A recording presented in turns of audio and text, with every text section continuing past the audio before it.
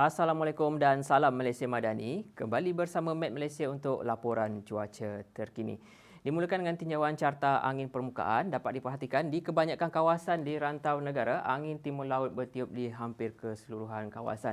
Dengan diperhatikan, terutamanya di sekitar negeri Perlis, utara negeri Kedah, di kebanyakan kawasan negeri Kelantan, Terengganu, Pahang, utara Sarawak serta di hampir keseluruhan kawasan di Sabah, kelajuan angin bertiup dengan kelajuan sederhana di antara 20 hingga ke 30 km sejam. Sementara itu di kawasan yang lain, angin bertiup lemah dengan julat antara 10 hingga ke 20 km per jam.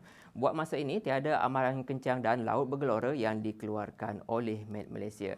Dengan keadaan tiupan angin ini, keadaan cuaca kurang hujan berpotensi untuk berlaku dan berlanjutan dalam beberapa hari akan datang di hampir kebanyakan negeri di sekitar Semenanjung dan hampir keseluruhan kawasan di Sabah.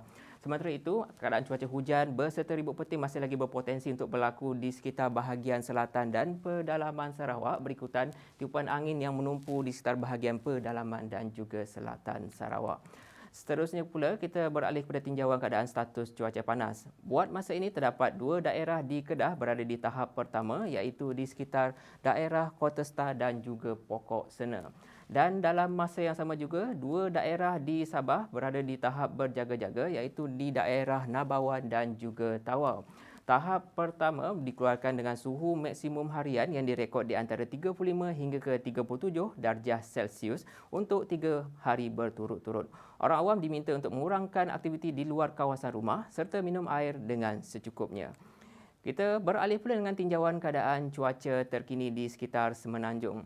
Paparan radar menunjukkan keadaan cuaca baik dan cerah dan tiada hujan di kebanyakan kawasan di sekitar Semenanjung yang keadaan ini kami jangkakan boleh berlanjutan sehingga ke awal petang nanti.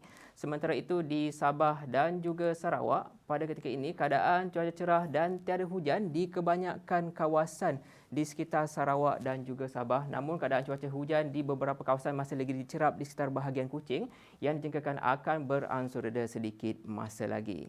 Seterusnya pula, pada sebelah petang, Met Malaysia menjangkakan keadaan kurang hujan terutamanya di kebanyakan kawasan di sekitar Semenanjung Malaysia. Namun masih lagi berpotensi untuk berlaku hujan di beberapa kawasan terutamanya di negeri Johor serta di sepanjang kawasan pedalaman iaitu pedalaman negeri Perak dan juga pedalaman negeri Selangor.